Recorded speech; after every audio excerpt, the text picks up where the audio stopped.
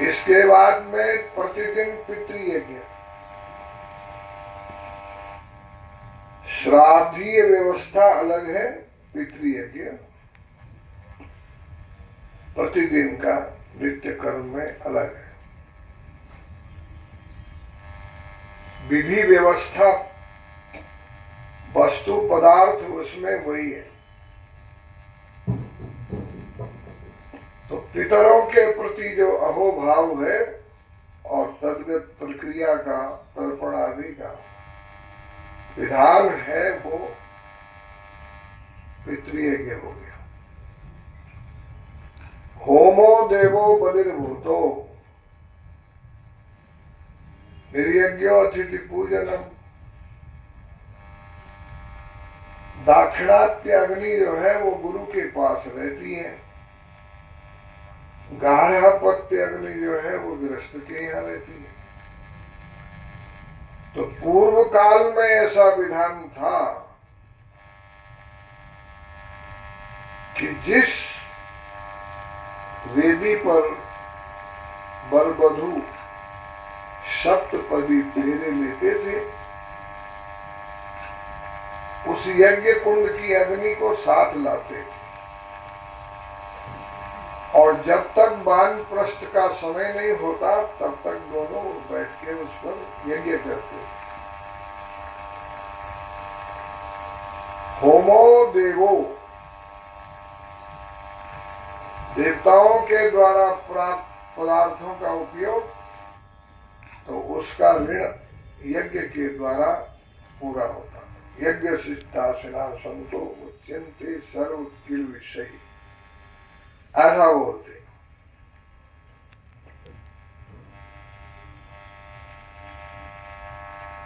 साठ वर्ष तक गार्हपत्नी के माध्यम से, गार्हपत्य अग्नि के माध्यम से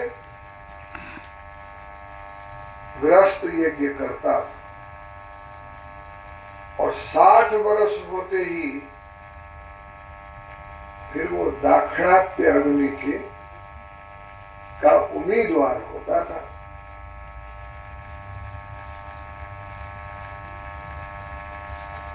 उस प्रक्रिया में, उस समय में, उस काल में जो साधना है उसको तप यज्ञ कहा गया। जैसे शास्त्रों में विचार किया ही गया है, शुचो देशे प्रतिष्ठाप्य, पवित्र स्थान पर बैठ करके शांतात्मा विगत भीर ब्रह्मचारी प्रतिष्ठिता मनः संयम्य मच्चित्तो युक्त आशित मत पर, ऐसा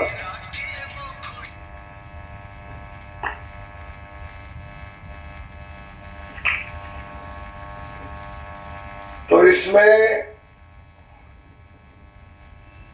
जैसे भागवत में कहा है, दान स्वकर्मो नियमो यमश्च सुतम च कर्माणि च सद्वता, सर्वे मनोनिग्रह लक्षणांता परो ही योगो मनसा समाधि। तप यज्ञ है अपने शरीर को तपाना, इंद्रियों को तपाना, मन को तपाना, बुद्धि को समझाना और विवेक का सहारा लेना। मन और बुद्धि का पारमार्थी सहारा है विवेक।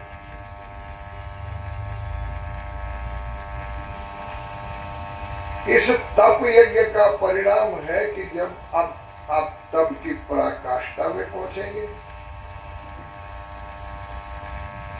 तो उस समय पर जिस इष्ट के नाम से तप कर रहे होंगे उसका मिलन हो जाए। जिस भी इष्ट का निमित्त बना के, जिसको निमित्त बना के तप कर रहे होंगे उसका मिलन हो जाए। इसको तप यज्ञ कहा जाए।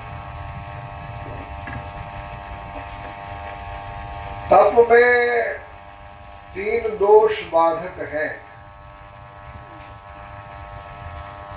तृष्णा वितृष्णा लोकेश। गीता में भगवान ने कहा कि जो केवल भगवान की प्राप्ति के लिए तप होता तत्सात्विकम उच्यते। जो भगवान को निमित्त करके लोक कृष्णा के लिए होता है वो राजसी तप।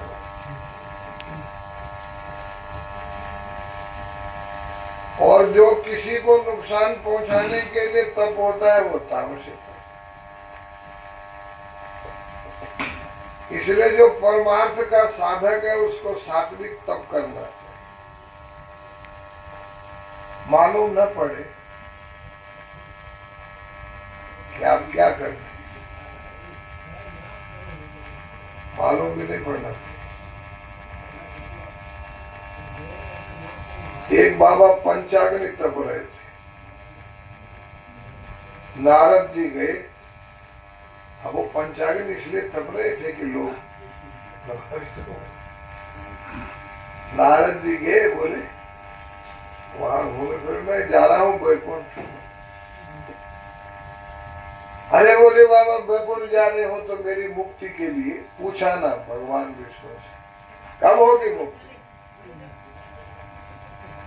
फिर नारद जी गए चिदम्बरानंद जी के आश्रम, बोले महाराज मैं बैकुंठ जा रहा, आइए पधारिए। बोले महाराज मैं बैकुंठ जा रहा हूं, पधारिए। महाराज मैं बैकुंठ जा रहा हूं, आइए। महाराज मैं बैकुंठ जा रहा हूं,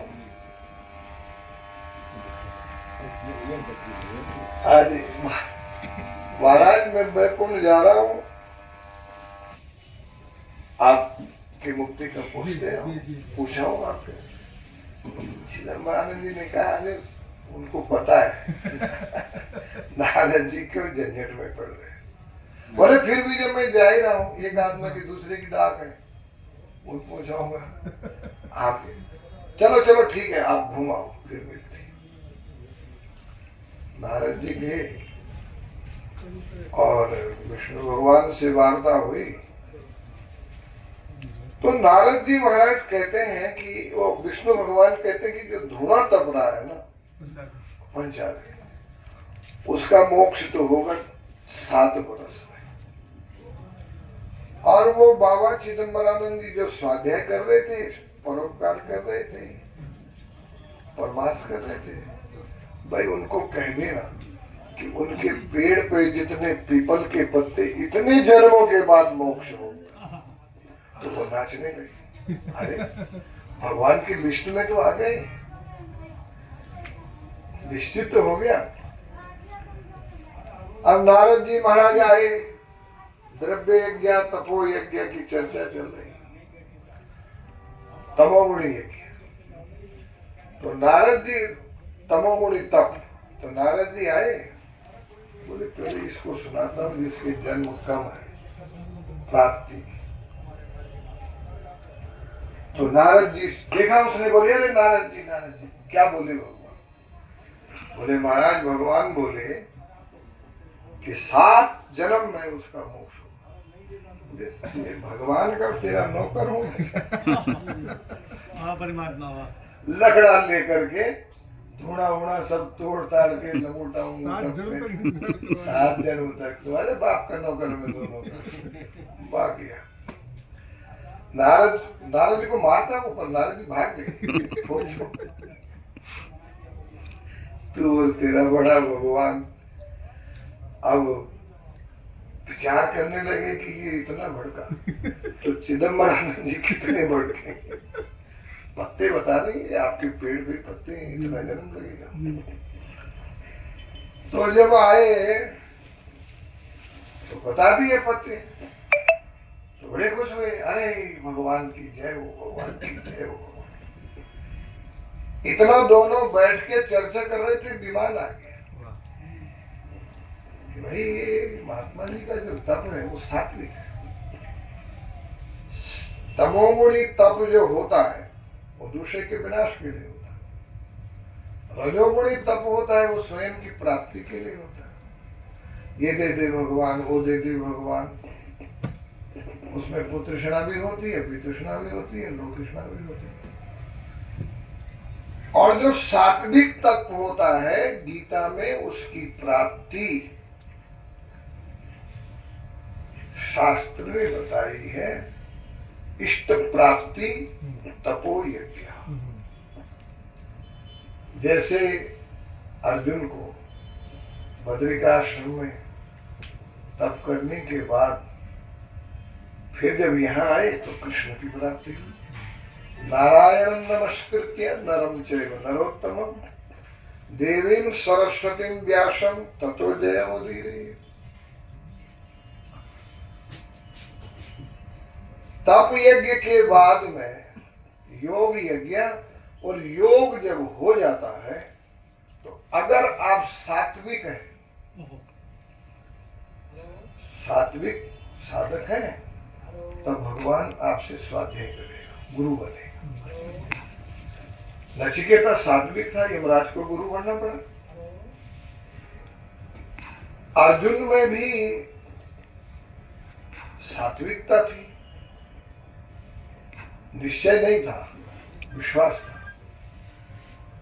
रथम में स्थापित अच्युता, आपके हाथ पकड़ने से मेरा पतन नहीं होगा, ये तो बहुत बड़ा विश्वास है। दो ही जगह का, लास्ट में का, तो जिस समय पर भगवान तीनों व्यवस्था करता है, तमोगुणी का ठिकाना भी लगाता है जैसे रावण आदि का लगा है, रजोगुणी का भी लगाता है जैसे दशरथ आदि का लगा है।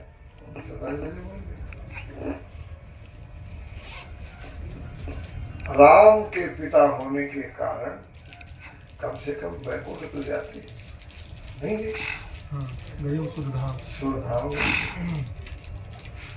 स्वर्ग लोक तक गया, ऊपर नहीं गया। और जहां हमारे शास्त्रों में धर्म अर्थ काम मोक्ष की व्यवस्था है, पुरुषार्थ चतुष्टय है।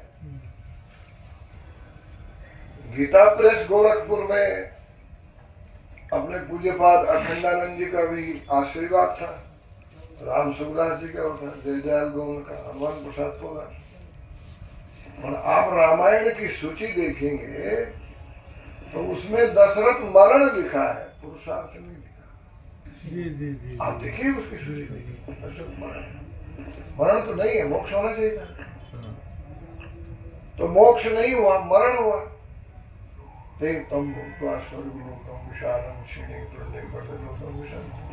मर्दलोक में आ जाते हैं। इसलिए हमारे यहाँ चौथा जो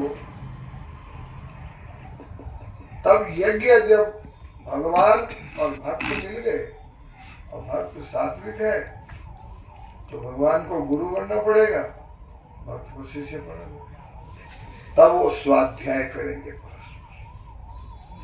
जैसे नचिकेता यमराज के बीच में कठोपनिषद का स्वाध्याय हुआ,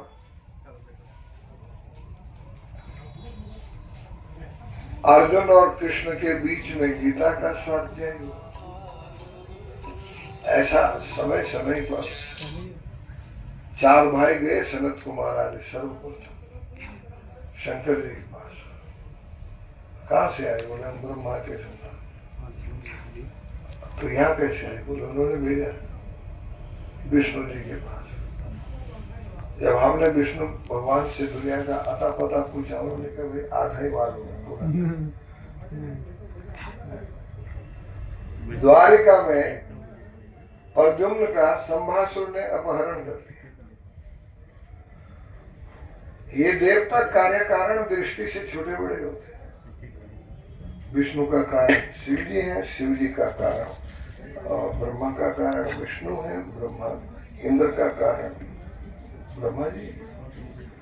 तो कार्य कारण दृष्टि से कृष्ण का कारण भगवान नारायण है। तो संभासुर का बदल, वो संभासुर ने प्रद्युम्न को हर लिया। वो यमराज का, उसका कामदेव का अवतार था। जब उसका अपहरण करके ले गए तो हल्ला मच गया, हल्ला मच गया। बोले वो गया पर कौन ले गया, कौन ले गया। अब प्रजा में सूती का प्रसूति गृह में हलचल मची, कौन ले गया। कृष्ण जी के कान में पड़ा, मेरे को भी पता नहीं कौन ले गया। अब ये सारे पूछेंगे, रोज मेरी दीन लगती मैं भगवान हूँ, मैं भगवान हूँ। आज इन्होंने पूछ लिया कि बेटे कौन ले गया, तो क्या जवाब।